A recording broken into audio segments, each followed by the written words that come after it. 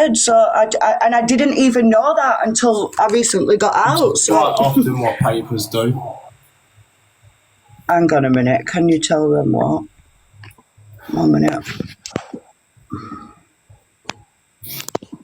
Oh, and I did get some money from a GoFundMe that Karma Clark did, 200 and something pounds. She just wanted me to let you know that I did get that. That was not something that she'd kept. Yeah, I know what one you're on about. Yeah, to be fair, she did prove that to me anyway, so she showed me everything. Yeah, I did get that money. It was just difficult for it to be released because the GoFundMe people wanted to speak to me about it. Obviously, I was unable to use my phone all the time or unable to reply to messages in a timely manner. So it was as and when I got my phone, I replied to messages and I spoke to people. But I only got my phone for like an hour once a week or once every 2 weeks. So it wasn't like I was on the phone every day like everybody else. All the brown skin people were allowed to go downstairs every day and pay and use the phone. I wasn't allowed because I was white, and no white people were. There was Russians in there. There was not in the first place I was, but when we got moved to another place, that was a much bigger place with a lot more people, and that's where you could use the phone every day. But like I said, I wasn't fucking allowed. Yeah. Please don't gift me, guys. I don't want any gifts. I'm borrowed this account, and I don't use it. Like, you've come a long fucking way. It's been a long 6-7 months already. I mean, you wouldn't think I don't even know how long it's been, it's a blur. Like I said, I literally had a nightmare last night that I was in a taxi in Thailand, a guy pulled a gun on me, I shot him, and then I was on death row. Like, I have nightmares about this prison every night. And then you woke up to my voice message. Yeah. Saying I'm dead. I literally was like, am I dead? And before you go else, can we just confirm that me, you and Chloe did have group calls whilst you were there? Yeah, I did ring the group chat. I had numerous group chats. We had a group chat. We posted the screenshot every time I got my phone. We spoke regularly. Like I said, this is the phone that I had in the prison, and when they give you the phone, they cover your camera saying "do not remove." It's also on the front camera. It's still there. Do not remove. So you do get. Why would I have that on my phone if I weren't allowed to use my phone? I did have access to my phone, and I did speak to Billy, Karma, and a few other people that I just won't name because they're not being targeted yet. Absolutely. I did, and I appreciate what you did. You sent me money. You helped me contact people I needed to contact. You sent me information that I needed, that I could see, what was going on with. I wasn't bothered about what the stalkers were doing. I was bothered about who they were trying to get information from and why were they getting wrong information. If they were getting information, that was pretty fucking irritating. But it is what it is. These people have always been punching in the dark, trying to figure out something that's none of their business. They're never gonna know. And that man is in a lot of fucking trouble. He's in a lot of trouble, the man who was speaking to those people, and that's all I'll say about that as well. Well, we did speak to that person and said, listen, why would you do that? Like, just listen, the more you're talking, the more it's causing ag for people. He didn't have any information. That's the most annoying part of it. He didn't know when we removed facilities. He didn't know about the conditions of the facility. It wasn't a mother and baby unit. It was a fucking mouldy prison. When the earthquake happened in Thailand, we was in that place, and we were in that place, and they didn't open the door. The building was damaged. They didn't open the door. They didn't do anything to like check on us. They didn't even feed us that night until much, much, much later. Like, they didn't give a fuck. There was a fucking pig trough in the bathroom of the room. The room is like an L shape. Everybody sleeps on the floor in a different place, whatever. In the toilet, there's like a pig trough full of water, and you just use the dirty manky bucket, and that's how you wash yourself. You get the water out the thing and you fucking wash yourself. And you have to do that about 10 times a day because it's so hot. You get skin problems. There's cockroaches, there's rats, there's fucking all kinds crawling around in there. I've never seen the bugs that were in there. It's fucking horrific. You have to shit and piss in a hole in the floor like it were fucking mad, but infections all over your body. But it definitely wasn't what they were trying to pass it off as, to try and prevent people getting help on a GoFundMe or whatever it was they were doing. I haven't really looked, to be honest with you. Like I said, I've not looked at TikTok, and there's a lot like that I haven't bothered about. I'm not interested. I've not bothered about what. I wouldn't even bother looking at it because it's more draining than it's worth half of the time. It is. one thing about me, I can't stand. I love to hear someone's criticism because I'm just like that. But lies about myself I find very, very difficult to read, to listen to, blah, blah, blah. I'm like, that is not fucking true. Yeah. And it bothers me so much that's why I can't be arsed reading any more lies. Like, enough's enough. And there's people on here, like that crackhead who made that video this morning. She was like, it was all about money. I never got money off this app. I asked for help about 4 or 5 times. If I really needed towards my rent, towards my son's daycare, if I really needed help with something and, you know, I'd spent all my money for the month, I would say, you know, can anyone give me 100 quid, 50 quid, whatever? Like, can they help me out? But I didn't make money off this app like people think I did, about fucking 10 grand in 4 years. It's not when you consider it, is it? Not even £1,000 a month, do you know what I mean? I wasn't on here for money. I was on here because, for one, I became kind of addicted to the app. And, you know, I'd wake up and open TikTok and go to sleep with TikTok in my hand. It's just one of them things that it gets into you, especially when you start creating content and, you know, you get followers and they're commenting, oh, wake up every day and check if you've posted. Where are you? Why have you not posted? Like, this person's done that. This person said that. Yeah, I'm just taking a break, do you know what I mean? But it was difficult, and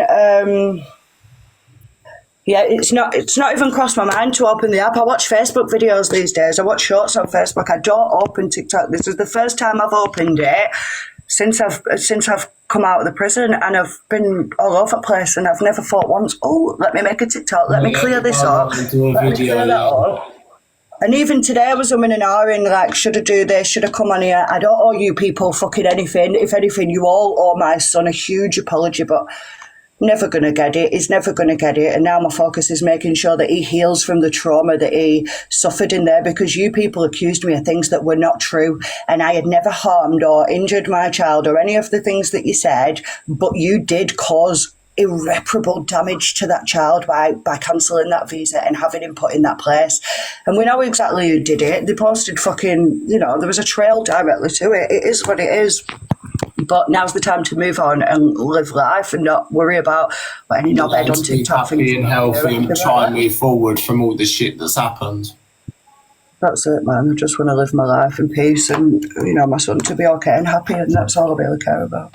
And that can be done. You've obviously found a way to move on and progress that. So, do you know what? Fair play to you. You seem mentally in a much better position than you ever was.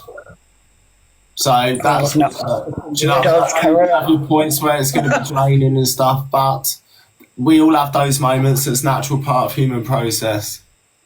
Yeah, it is. And I wouldn't say it's been a lesson, but it's definitely been an experience. Oh, definitely. Very bizarre experience. Yeah, I won't be coming back to the app. Like I say, I've got no intention of coming on this app. I've just borrowed this account for a minute to just nip on and just let you know I'm not dead.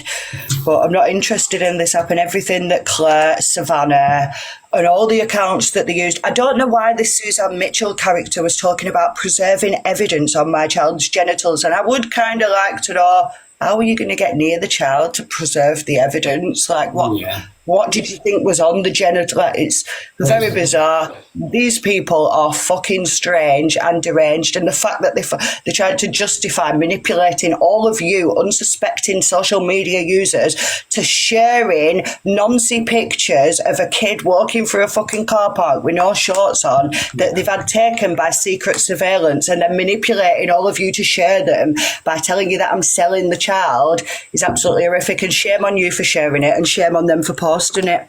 Absolutely. You know what I mean? Absolutely. And like I say, it is some kind of monster, kind of is really, like doing shit like that. It's really, really the most bizarre thing I've ever dealt with in my life. But it will all come to light at the end. Everything will be revealed in the end, and the truth will come out, and we will all stand in court together. All of the people involved in this, we will all see each other in a courtroom. We will all be on the stand, and we will all have to answer to what happened. I hope you've got as many witnesses with the information that I fucking have, because I have got a fucking folder this big of witnesses ready to go and testify when the time comes. So, oh shit, can't get off my fat head. So I hope you're as ready as I am. Oh, because I'm born ready, right? We're born ready. Anyway, I'm going to jump out now because I don't want to.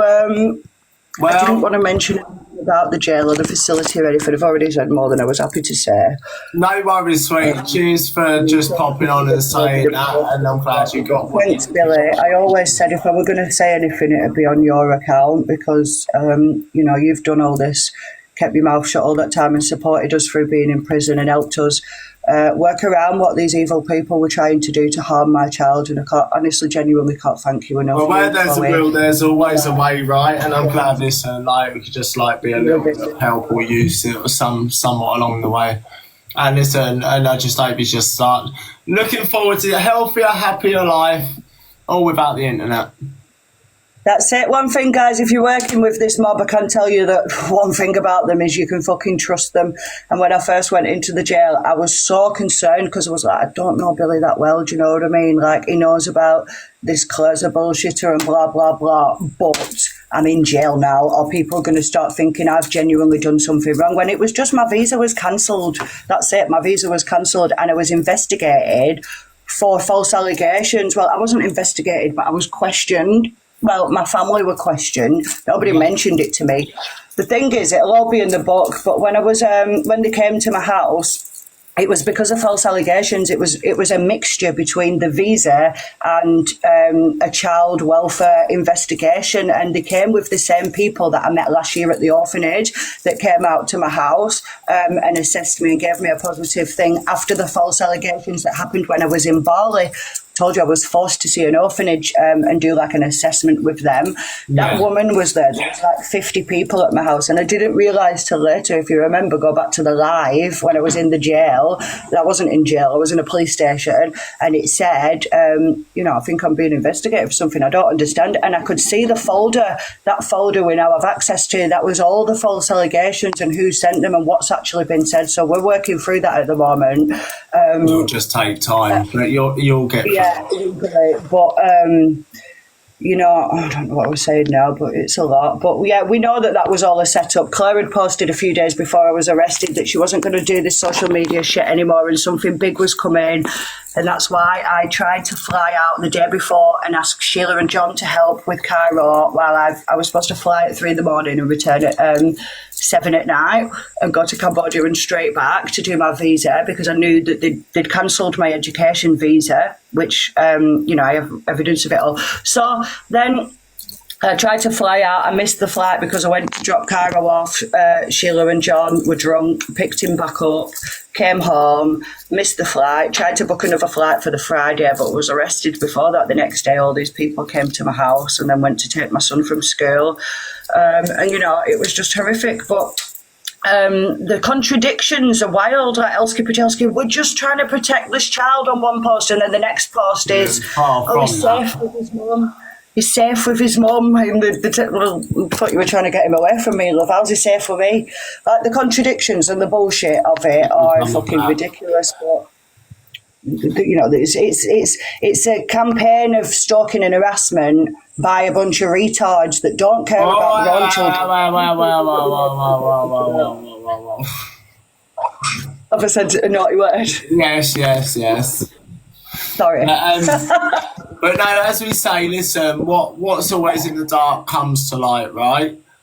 And it does. You know, like what's meant to be will be, and things will head in the right direction. You're looking much healthier. You look much happier. Yeah. You've done very well, and at least we know you're not brown bread, and it's all clear. It's all done with now. Everything's good, everything's over, everything's finished. Like I say, I went to the UK, saw my children, I left. You've been flagged. Right, we're going to restart. Right, Els, what we do you want to quickly say your final piece before we restart and it boots you out? That's it. I just wanted to say thank you to you and your team and the others who were there for me through that. I really appreciate you, and that's it. You won't be seeing me again on the app. Might do something when the book comes out. Not really sure. I can just sell it without being on here. But yeah, thank you, and live your lives. You won't see me on this app again. And please, if you do see anybody making videos about me or about my child, please tell them to take them down. Yeah. My child needs security, safety, and intense therapy right now. like I said, he stopped speaking for 6-7 weeks when he got out of the facility. It has been a horrendous ordeal, and I'm not interested in anything else being ever posted on this app. So thanks very much, and I'll see you later. You're very welcome, Elle. Stay healthy, stay happy, and I'll catch you soon. Thank you. Take care. Love you to bits. Be good, sweet. Bye. Right, guys, I'm